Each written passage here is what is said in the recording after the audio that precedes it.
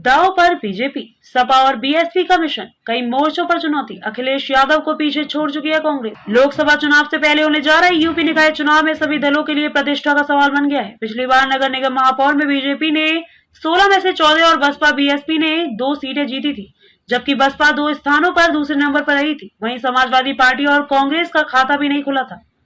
एक तरफ बीजेपी को इस बार अपनी स्थिति को बरकरार रखने या बेहतर करने की चुनौती है, वहीं दूसरी ओर अन्य दलों के लिए पहले से बेहतर प्रदर्शन करने की चुनौती है।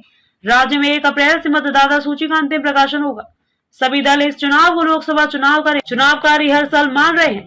पिछले चुनाव में खास बात ये रही कि कांग्रेस का प्रदर्शन मुख्य विपक्षी दल सपा से बेहतर था और वह 6 सीटों पर दूसरे स्थान पर थी। पिछली बार का रिजल्ट कानपुर नगर, गाजियाबाद, मथुरा, मुरादाबाद, वाराणसी और सहारनपुर में कांग्रेस ने सपा और बसपा को पीछे छोड़ दिया था। वहीं सपा 5 नगरों में अयोध्या, गोरखपुर, प्रयागराज, बरेली और लखनऊ में दूसरे नंबर पर रही थी।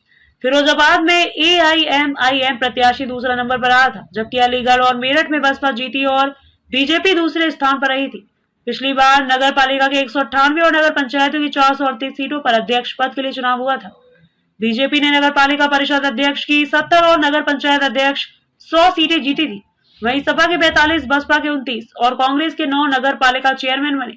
नगर पंचायतों की बात करें तो सपा के 83, बसपा के 45 और कांग्रेस के 17 अध्यक्ष बने थे। इस बार सपा का रालोद के साथ गठबंधन है। ऐसे में सपा अपना समीकरण बेहतर करने के लिए तैयारी कर रही है। बसपा ने पिछली बार 2 सीटें जरूर जीती थी, लेकिन बाद में मेरठ से महापौर सुनीता वर्मा ने पार्टी बदल ली। ऐसे में बसपा प्रत्याशी चयन में खास ध्यान दे रही है। कांग्रेस के प्रत्याशी सबसे ज्यादा सीटों पर उपविजेता थे। ऐसे में कांग्रेस इस बार अपनी वापसी के संकेत देने के लिए मेहनत में जुटी है। राजनीतिक दलों का फोकस निर्दलीय उम्मीदवारों पर भी रहेगा।